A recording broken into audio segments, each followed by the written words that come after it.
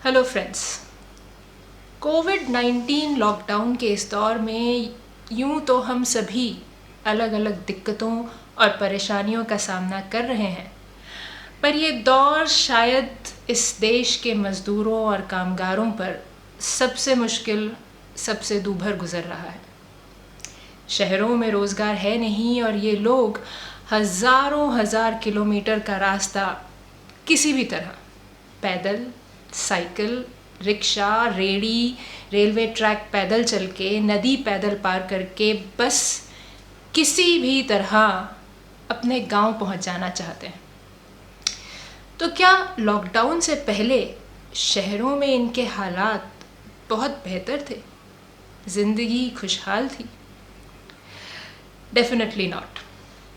आज से बेहतर ज़रूर हो सकते हैं, पर खुशहाल, संपन्न, समृद्ध शायद कभी नहीं।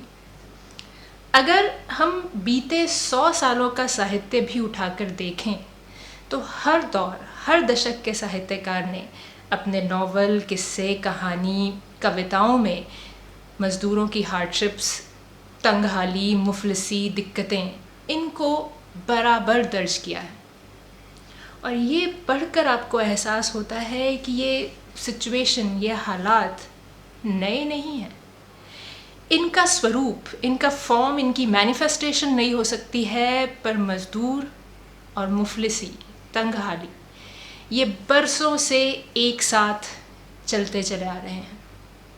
And we should keep revisiting, reading and rereading such literature, ताकि हम अपने समाज के एक वर्ग की दिक्कतों, परेशानियों से बेखबर न रहें, डिस्कनेक्टेड न रहें। तो आज हम एक ऐसी ही कहानी प्रस्तुत करने जा रहे हैं, एक मज़दूर परिवार की कहानी। कहानी का शीर्षक है गंगो का जाया और कहानी के लेखक हैं भीष्म साहनी।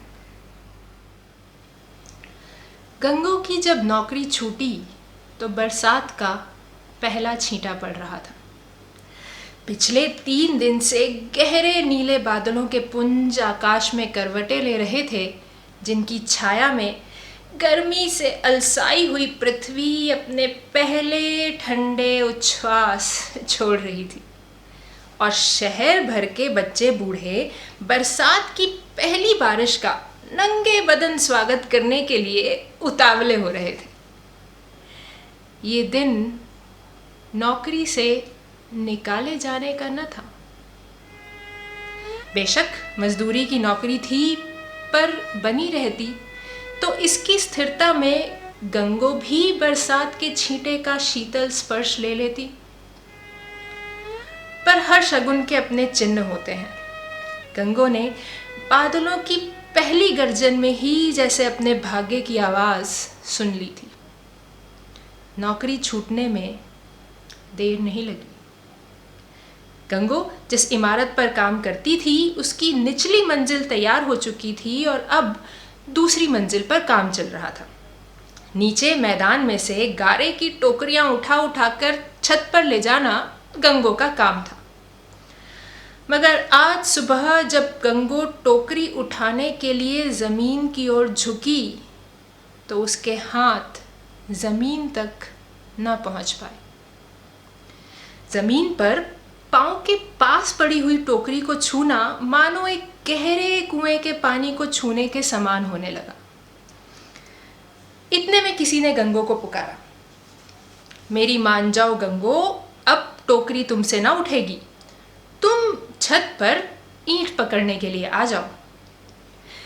छत पर लाल ओढ़नी पहने और 4 ईंटें उठाए दूल्हो मजदूरन खड़ी उसे बुला रही थी। गंगो ने ना माना और फिर एक बार टोकरी उठाने का साहस किया, मगर होंठ काट कर रह गई। टोकरी तक उसका हाथ ना पहुंच पाया। गंगो के बच्चा होने वाला था। कुछ ही दिन बाकी रह गए थे। छत पर बैठकर ईंट पकड़ने वाला काम यूं तो आसान था। एक मजदूर नीचे मैदान में खड़ा एक एक ईंट उठाकर छत की ओर फेंकता और ऊपर बैठी हुई मजदूरन उसे झपट कर पकड़ लेती। मगर गंगो का इस काम से खून सूखता था। कहीं झपटने में हाथ चूक जाए और उड़ती हुई ईंट पेट पर आ लगे तो क्या होगा?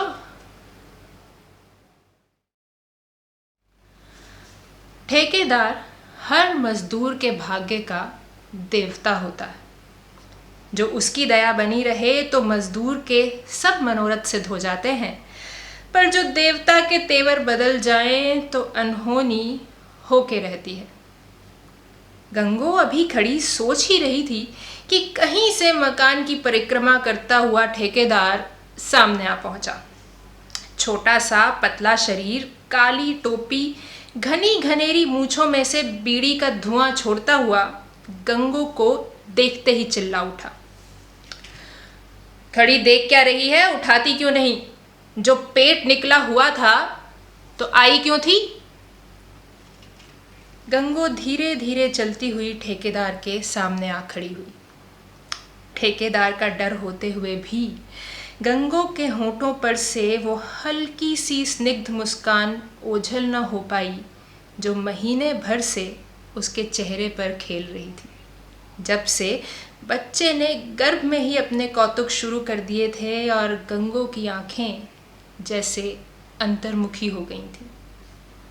ठेकेदार झगड़ता तो भी शांत रहती, और जो उसका घरवाला बात बात पर तिनक उठता तो भी चुपचाप सुनती रहती। काम क्यों ना करूंगी? छत पर ईंटें पकड़ने का काम दे दो, वो कर लूंगी। तेरे बाप का मकान बन रहा है, जो जी चाहा करेगी। चल दूर हो यहां से, आधे दिन के पैसे ले और दफा हो जा। हरामखोर आ जाते हैं। तुम्हें क्या फर्क पड़ेगा? दूल्हो मेरा काम कर लेगी, मैं उसकी जगह चले जाऊंगी। काम तो होता ही रहेगा ना। पहले पेट खाली करके आ, फिर काम मिलेगा। पल भर में ठेकेदार का रजिस्टर खुल गया और गंगो के नाम पर लकीर फिर गई। ऐन उसी वक्त बारिश का छींटा भी पड़ने लगा था। गंगो ने समझ लिया कि जो आसमान में बादल न होते तो काम पर से भी छुट्टी न मिलती। आकाश में बादल आए नहीं कि ठेकेदार को काम खत्म करने की चिंता हुई नहीं। अब इस हालत में गर्भ वाली मजदूरन को कौन काम पर रखेगा? गंगो चुपचाप ओढ़नी के पल्ले से अपने गर्भ को ढकती हुई बाहर निकल आई। उन दिनों दिल्ली जैसे फिर से बसने लगी थी। कोई दिशा, कोई उपदिशा ऐसी न थी जहां नई आबादियों के झुरमुट न उठ रहे हों। नए मकानों की लंबी कतारें समुद्र की लहरों की तरह फैलती हुई अपने प्रसार में दिल्ली के कितने ही खंडहर और कितने ही स्मृति कंकाल रौंदती हुई बढ़ी जा रही थी। देखते ही देखते एक नई आबादी गर्व से माथा ऊंचा किए समय का उपहास करती हुई खड़ी हो जाती। लोग कहते दिल्ली फिर से जवान हो रही है। नई आबादियों की बाढ़ आ गई थी। नया राष्ट्र, नए निर्माण, लोगों को इस फैलती राजधानी पर गर्व होने लगा था। जहां कहीं किसी नई आबादी की योजना पनपने लगती तो सैकड़ों मजदूर खिंचे हुए अपने फूस के छप्पर कंधों पर उठाए वहां जा पहुंचते और उसी के बगल में अपनी झोपड़ों की बस्ती खड़ी कर लेते। और जब वो नई आबादी बनकर तैयार हो जाती तो फिर मजदूरों की टोलियां अपने फूस के छप्पर उठाए किसी दूसरी आबादी की नींव रखने चल पड़ती। मगर ज्यों ही बरसात के बादल आकाश में मंडराने लगते तो सब काम ठप हो जाता और मजदूर अपने झोपड़ों में बैठे आकाश को देखते हुए चौमासे के दिन काटने लगते। दिल्ली के हर खंडहर की अपनी गाथा है, कहानी है, पर मजदूर की फूस की झोपड़ी का खंडहर क्या होगा और कहानी क्या होगी? हंसती खेलती नई आबादियों में इन झोपड़ों का या इन झोपड़ों में खेले गए नाटकों का कोई स्मृति चिन्ह भी नहीं मिलता। उस रात गंगो और उसका पति घीसू देर तक झोंपड़े के बाहर बैठे अपनी स्थिति का सोचते रहे। जो छुट्टी मिल गई थी तो घर क्यों चली आई, कहीं दूसरी जगह काम देखती। देखा है इस हालत में काम कौन देगा, जहाँ जाओ ठेकेदार पेट देखने लगते हैं। झोपड़े के अंदर उनका 6 बरस का लड़का रीसा सोया पड़ा था। घीसू कई दिनों से चिंतित था। 3 आदमी खाने वाले और कमाने वाला अब केवल एक, और ऊपर से चौमासा और गंगो की ये हालत। उसका मन खींच उठा। अगर और 15-20 रोज़ मजदूरी पर निकल जाते तो क्या मुश्किल थी। गर्भ वाली औरतें बच्चा होने वाले दिन तक काम पर जुटी रहती हैं। थोड़ी देर चिलम के कश लगाने के बाद धीरे धीरे कहने लगा, तुम गांव चली जाओ। गांव में मेरा कौन है? तू पहले से ही सब पाठ पढ़े हुए है। तू इस हालत में जाएगी तो तुझे घर से निकाल थोड़े देंगे। मैं कहीं नहीं जाऊंगी। तुम्हारा भाई जमीन पर पाँव नहीं रखने देगा। 2 दफे तो तुमसे ही लड़ने मरने की नौबत आ चुकी है। तो यहाँ क्या करेगी? मेरे काम का भी कोई ठिकाना नहीं। सुनते हैं सरकार ज़्यादा मजदूर लगाकर 3 दिन में बाकी सड़क तैयार कर देना चाहती है। मरम्मती का काम तो चलता रहेगा। मरम्मती काम से 3 जीव खा सके हैं। 1 दिन काम है, 4 दिन नहीं। काफ़ी रात गए तक ये उधेड़ बुन चलती रही।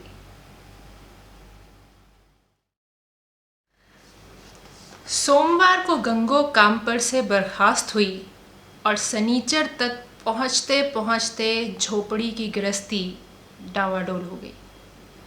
माँ बाप और बेटा, 3 जीव खाने वाले और कमाने वाला केवल एक। गंगो काम की तलाश में सुबह घर से निकल जाती और दोपहर तक बस्ती के 3-3 चक्कर काट आती। किसी से काम का पूछती तो या तो वो हंसने लगता और या आसमान पर मंडराते बादल दिखा देता। फिर एक दिन जब घीसू ने घर लौटकर सुना दिया कि सरकारी सड़क का काम समाप्त हो चुका है, तो घीसू और गंगो मजदूरों के स्तर से लुढ़क कर आवारा लोगों के स्तर पर आ पहुंचे।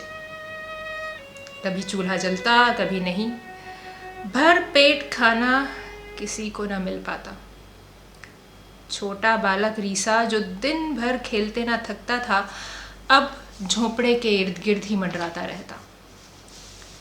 पति पत्नी रोज रात को झोंपड़े के बाहर बैठते, झगड़ते, परामर्श करते और बात बात पर खींच उठते। फिर एक रात 1000 सोचने और भटकने के बाद घीसू के उद्विग्न मन ने घर का खर्चा कम करने की एक तरकीब सोची। अध भरे पेट की भूख को चिलम के धुएं से शांत करते हुए बोला, रीसे को किसी काम पे लगा दें। रीसा क्या करेगा? छोटा सा तो है। छोटा है? चंगे भले आदमी का राशन खाता है।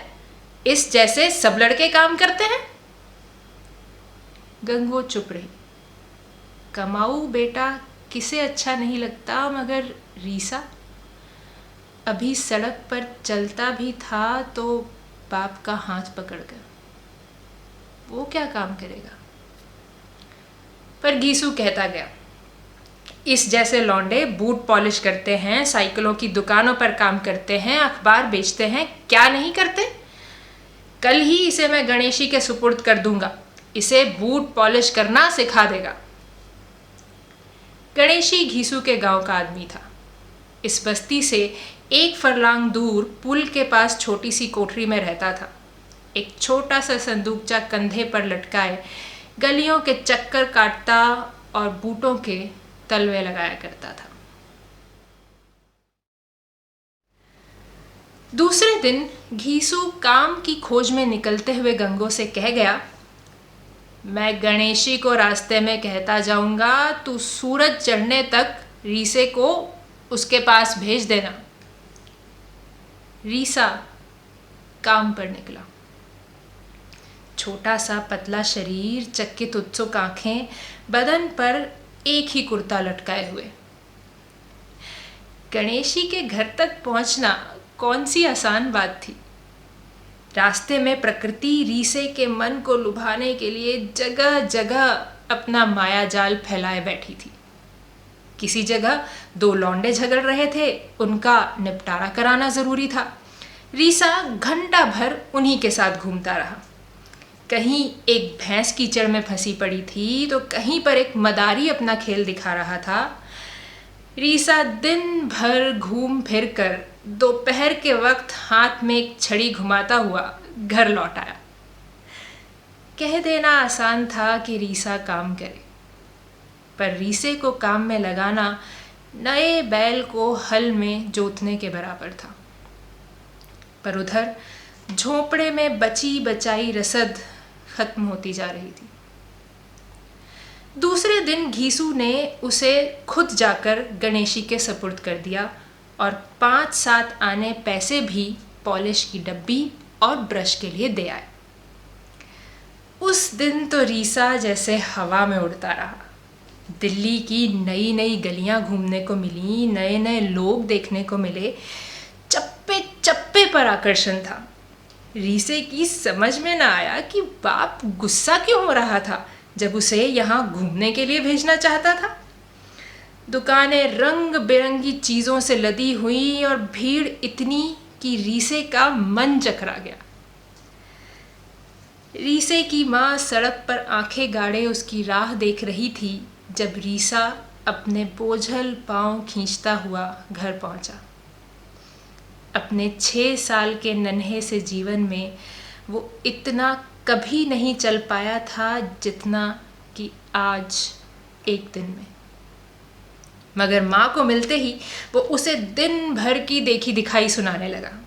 और जब बाप काम पर से लौटा तो रीसा अपना ब्रश और पॉलिश की डिब्बी उठाकर भागता हुआ उसके पास जा पहुंचा। बापू, तेरा जूता पॉलिश कर दूं? सुनकर घीसू के हर वक्त तने हुए चेहरे पर भी हल्की सी मुस्कान दौड़ गई। मेरा नहीं, किसी बाबू का करना जो पैसे भी दे। और गंगो और उसका पति अपने कमाऊ बेटे की दिनचर्या सुनते हुए कुछ देर के लिए अपनी सारी चिंताएं भूल गए। दूसरा दिन आया। घीसू और रीसा अपने अपने काम पर निकले। 2 रोटियां एक चिथड़े में लिपटी हुई घीसू की बगल के नीचे और एक रोटी रीसे की बगल के नीचे। दोनों सड़क पर इकट्ठे उतरे और फिर अपनी अपनी दिशा में जाने के लिए अलग हो गए। पर आज रीसा जब सड़क की तलाई पार करके पुल के पास पहुंचा तो गणेशी वहां पर नहीं था। थोड़ी देर तक मुंह में उंगली दबाए वो पुल पर आते जाते लोगों को देखता रहा, फिर गणेशी की तलाश में आगे निकल गया। शहर की गलियां एक के बाद दूसरी अपना जटिल इंद्रजाल फैलाए जैसे रीसे के इंतज़ार में ही बैठी थी। एक के बाद दूसरी गली में वो बढ़ने लगा, मगर किसी में भी उसे कल का परिचित रूप नज़र नहीं आया, न ही कहीं गणेशी की आवाज़ सुनाई दी।